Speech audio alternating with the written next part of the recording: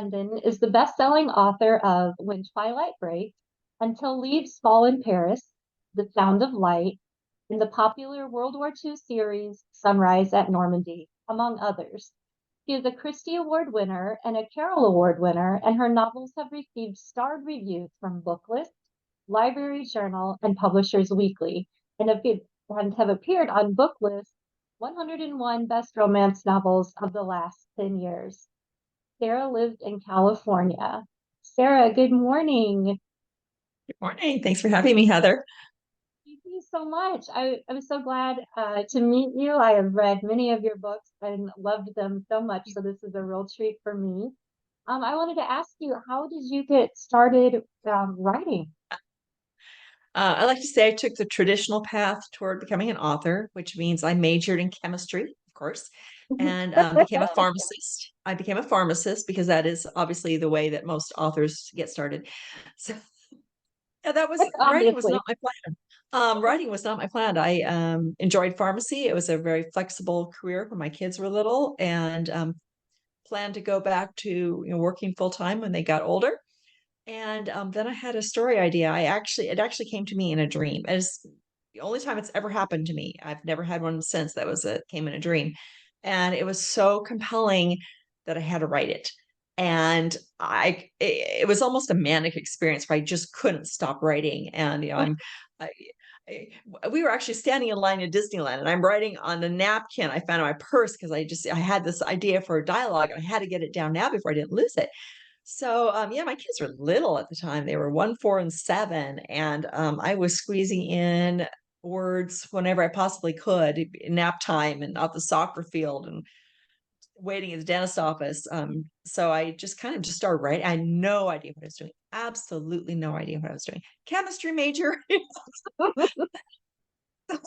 I basically kind of just wrote what I felt like writing, and then I got involved with a writers group and went to writers conferences and learned I was doing everything wrong and fixed that first book.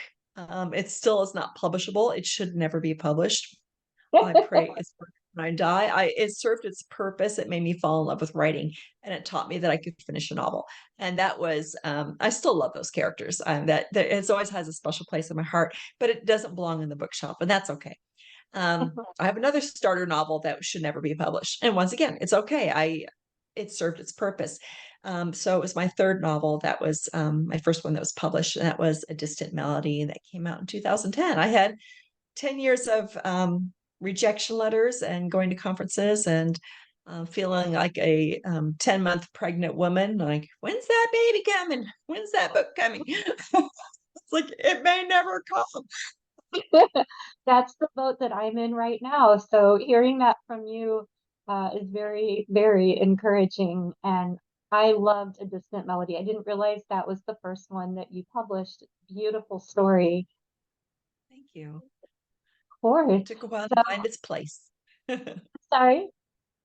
took a while to find its place, but when it did, I published with Revell, and they've just been the best home for my books. And I'm always kind of pleased when I hear a lot of people say that it's their favorite book of mine, and which is kind of funny because it's as my first one. I'm terrified to go back and look at it because I know I'm going to just I should rewrite that.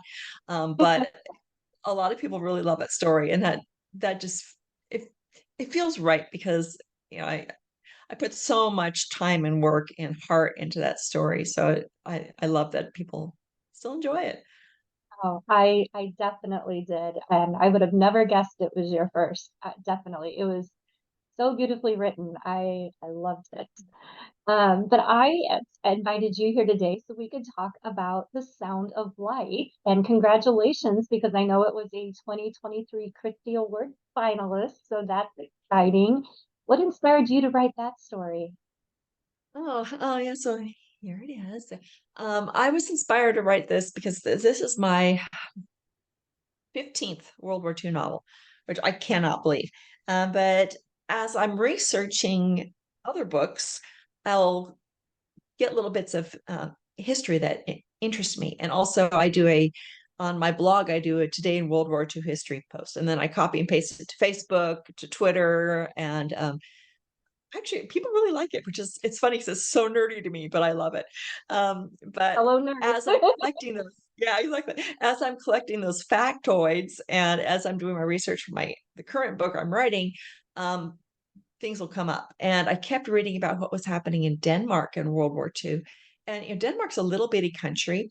It was run over by the Nazis in a couple of hours. I mean, the size of their army is just ridiculously small because they, like the Netherlands and Belgium, trusted in neutrality as a defense.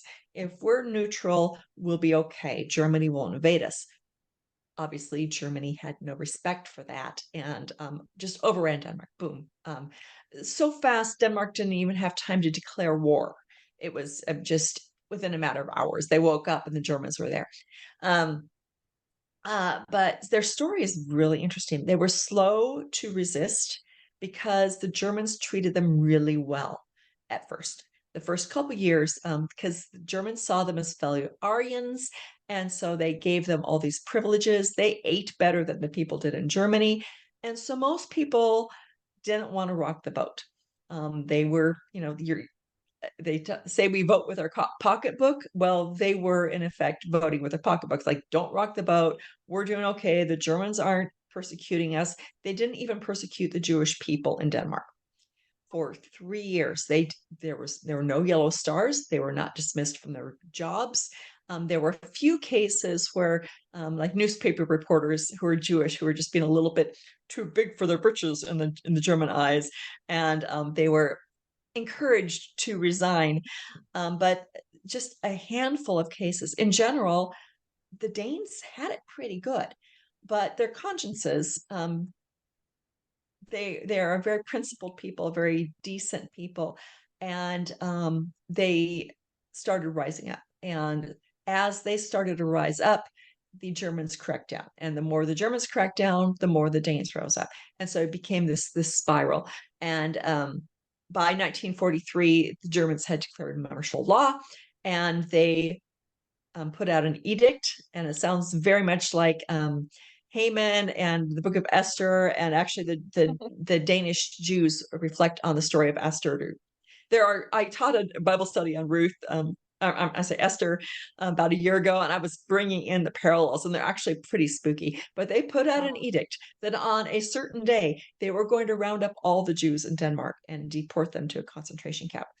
And but there was a German diplomat, the shipping attaché, Georg Duckwitz, who leaked that information to some Danish politicians, who then passed it on to the Jewish community. And the news spread like wildfire throughout the whole nation. And Christians and everybody rose up and was one and said, "You can't do this. These are our fellow countrymen. They're human beings, and you can't treat them like that." And so they hid 7,000 people, just hid them. And then they transported them by fishing boat and private yacht and rowboat and whatever they could, transported them to Sweden. And it ended up that the Germans were able to arrest only about 450 Jews in the entire nation. And because even then the Danes hounded the Germans, and so they kept them all in Theresienstadt rather than transporting them to Auschwitz.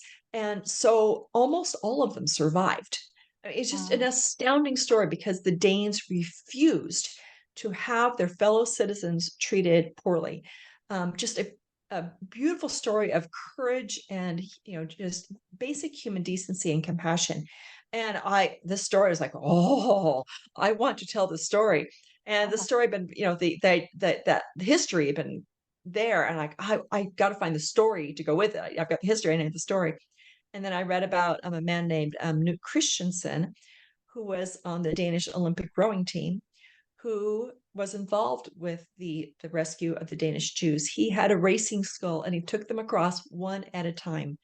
It's Wow. about 10 miles across to Sweden over the waters. And this isn't just like placid lake. This is ocean water, and rescued them one at a time, a couple dozen. Just amazing, amazing story.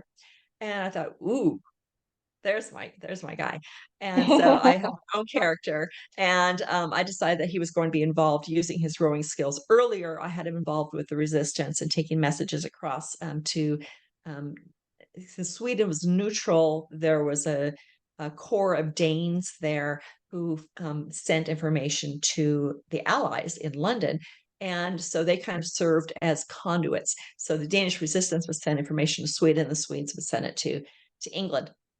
And so I had him involved in that, but I had to have him go undercover because he was too well known. He is a well known man about town, playboy, um, and an Olympic rower. And he knew that if word got out, the Germans would know it was him and that they would arrest him immediately. So he goes undercover as a simple shipyard worker, and he takes on a persona of being not terribly bright because that way he doesn't have to talk very much, because when he opens his mouth he is going to speak like an upper class educated man, not like a shipyard worker. Uh-huh. So that means people treat him poorly, they look down on him. And here's a baron, a very well educated upper class man, and he is a very humbling experience for him, which is what he needs. And he goes to live in a boarding house and meets Dr. Elsa Jensen, who is a physicist, a nuclear physicist at the institute run by Niels Bohr. This is the other thing that inspired the story. Was as I said, I was a chemistry major. I learned about Niels Bohr in my chemistry classes because he designed the model of the atom that we used at the time. It's been outdated by now, but it's still very crucial to how we understand the atom. He was also involved with quantum mechanics, huge in quantum mechanics.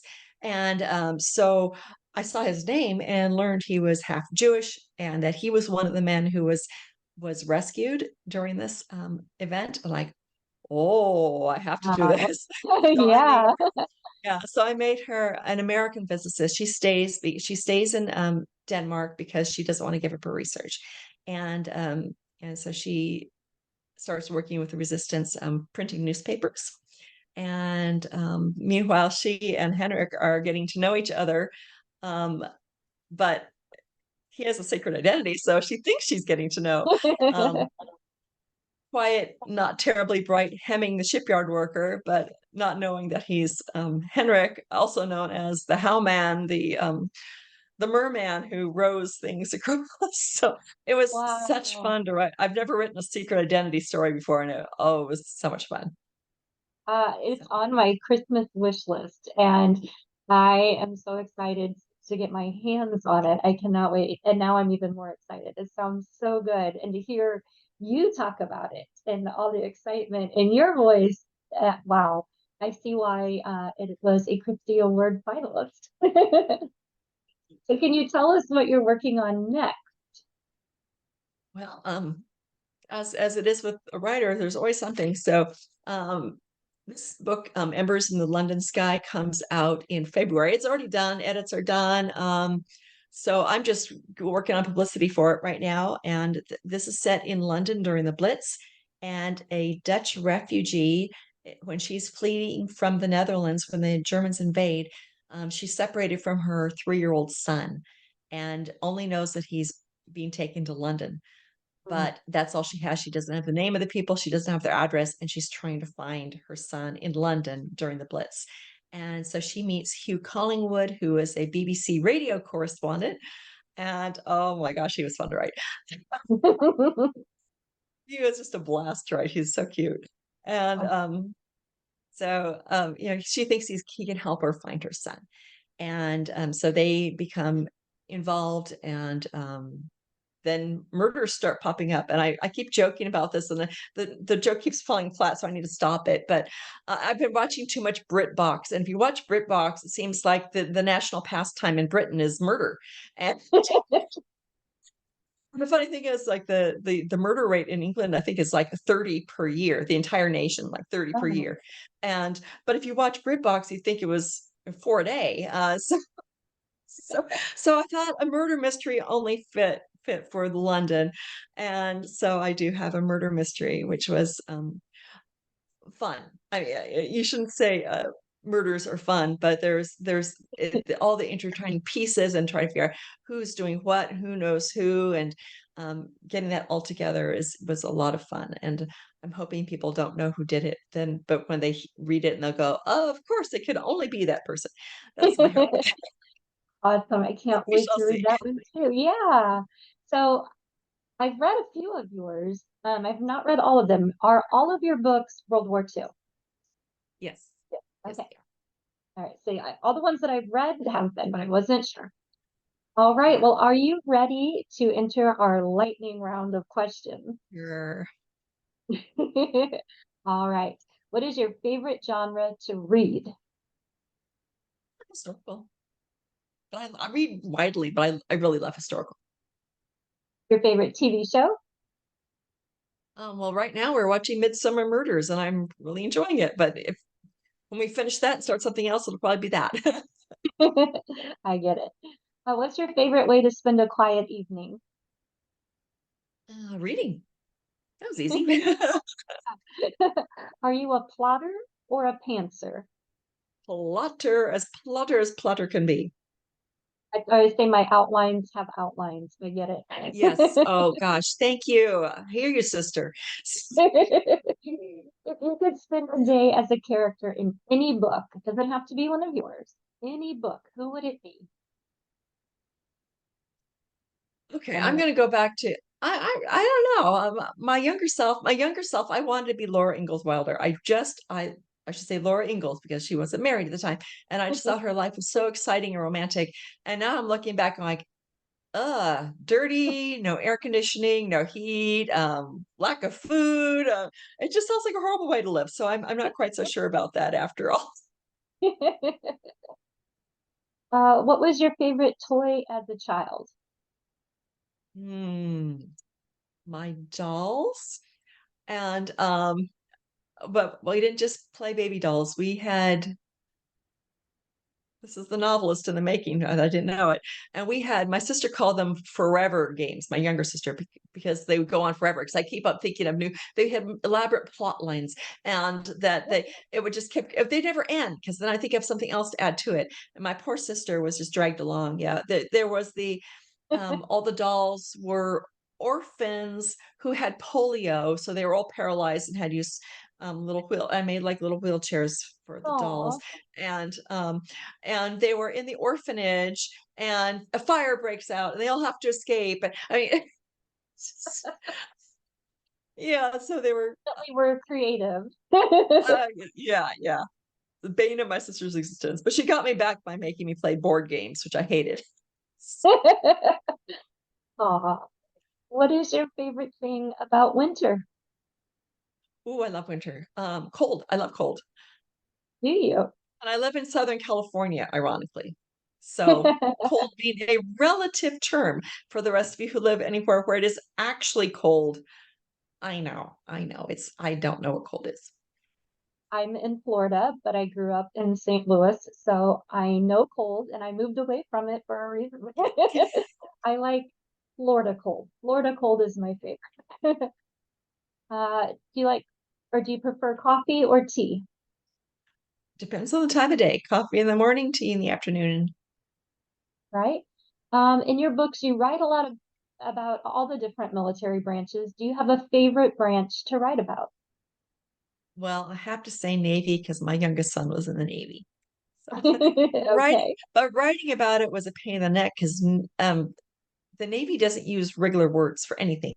Uh, Nothing is a normal word. So, which makes it very interesting when you're writing because you can't just say, he crossed the floor. They don't call it the floor. I'm blanking, but they call it. Everything has a different name. And so then the problem being, he doesn't put his hat on, he puts his cover on. And then the reader's like, what do you mean he put his cover on? That doesn't make sense. So then you have to define. So then you're like this interesting phase, like if I'm true to my character's point of view, if I'm in Jim Avery's point of view and he is a naval officer, he does not put his hat on his head, he put his cover on. So I have to use those terms, but my readers have no idea what I'm talking about. So I have to do this. You have to end up defining terms in creative ways that are also true to that character. And yeah, so there were definite challenges writing about naval officers. The army, I've written a couple books with characters in the army, easiest because they speak normal language and not a lot of less technical stuff. The both the my Army Air Force guys and my naval guys, lots of technical things, which when I have a scientific training, so I can understand it, but then trying to translate it once again for the reader who may hate science, may not understand any of it. I need to translate it for them, but also being true to my character. So those are challenging. My last three books have not had military, and it was A a little easier to write. little Other bit. challenges, but not the technical challenges. I'm a Army and Marine Corps wife, and so we used to laugh when my husband was still in the military that we would sit down at dinner with civilians, and I would serve as his translator because he used a different word for everything, and nobody ever knew what he was talking about. It's hard to get Yeah. out of that, and it's very difficult in writing.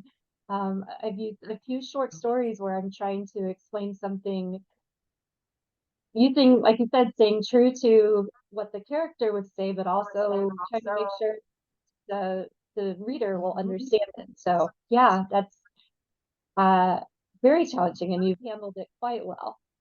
Thank you. So do you prefer when you read? Do you prefer an e-reader or a physical book? Physical book. I spend all my day in front of a screen. When I want to relax, I do not want a screen. So true. What's the last book you read?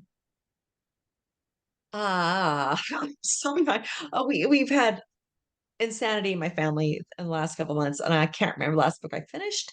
I'm currently reading Holly Varney's on Moonberry Lake, which is charming, kind of a Mitford type, um, cute little town in I'm Minnesota town, but it's small town, quirky characters, and it's exactly what I need to read right now.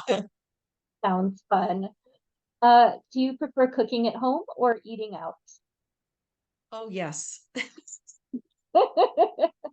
No, I love cooking. I absolutely love cooking. And other some days like, please take me out. I don't want to eat. I don't want to cook. So yes, both. I really love Either cooking and I really love eating out. So What was your first concert?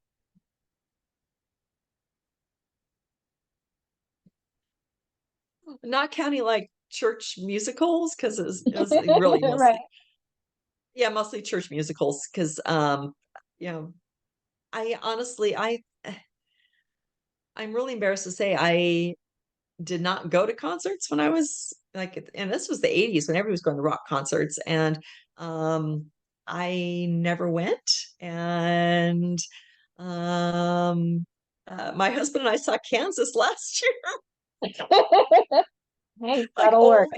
old guy rockers. Like most of the guys are dead, and they have a few guys that are still hanging around. And it was fun, but yeah, we did see a couple of I'm blanking out. We saw Stephen Curtis Chapman and Michael W. Smith. They actually came to we had a big church when we lived in the Bay Area, and they had a couple of concerts there. And saw Big Daddy Weave. I liked them a lot, so they actually came to our church. So yeah, Awesome. I'm a horrible fuddy duddy when it comes to concerts. Not at all. Not at all. What is your favorite restaurant? Oh, anything Chinese. So, or any good Chinese. I recently had a really, really bad Chinese food experience. Like, oh, that's not what it's supposed to taste like. So Oh, we have one where we live right now. It's called Chef K, which doesn't even sound Chinese, but it's really good. what's a book you're excited to read? Oh gosh. Let's see. Well, one next up on my list is Laura France's The Rose and the Thistle. I love Laura's books. I'm really behind on them. And I'm excited to read it because it's a Scottish setting, and the book I'm writing right now that'll be coming out 2025 is set in Scotland. And so I kind of want to simmer, um, simmer in that voice. But and also I was a Christie finalist, and this is the book that won in my category, Yeah, and I'm so excited. Laura is just like is a dear friend, and I love her to pieces. And I was so excited for her, and I want to read that I book. love that. The Christian writing community, uh, there's just so close knit, so such Yeah. beautiful, beautiful people that encourage each other and lift each other up and truly want God's best for each other. Yeah. I'm just amazed and it's just so beautiful. All I right, mean, so there were, that was our, sorry, go ahead. oh, no, good. So that was our last question, and I was wondering if you could just tell the readers where they can find more about you. My website is sarahsundin.com, and I've got links there to Facebook, Pinterest, Twitter. I'm also on Threads and Instagram. I don't do much with Pinterest anymore, but I do have boards for all my books, so those are fun. So fun. Yeah. So anyway, you find me anywhere. My name is unusual enough that I'm fairly easy to find. So, Your which is nice. website is beautiful, by the way. It's one of the most beautiful websites I've seen. Very lovely. Laura Christensen with Blogging Bistro did it. So unfortunately, she's not doing websites anymore. So I'm Well, it's you're only 2 years old, but I'm praying this will last a long time because I don't want to find somebody new to take my website apart. it's beautiful. All right. Well, I'm going to tell our viewers and our readers how they can enter the giveaway. So you are donating a copy of The Light of Sound. And I have created some jewelry inspired by the cover.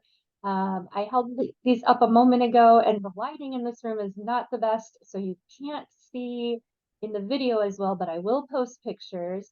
But I have some jewelry. I'm trying to block some of the light, but it's got the blues and purples from your book cover, and there's a matching pendant as well. And so if our viewers and readers are interested in entering the giveaway, all they have to do is find the post on my page or your page that shows this is the giveaway. They have to say done after they've liked your page and liked my page. They can do that on Instagram or on Facebook. It's that easy. So make sure, readers and watchers, that you go ahead and do that. This is going live on Monday, and we will pick the winner on Wednesday night. And Sarah Sundin, it has been an honor and a joy to meet you and to get to know you better. Thank you so much.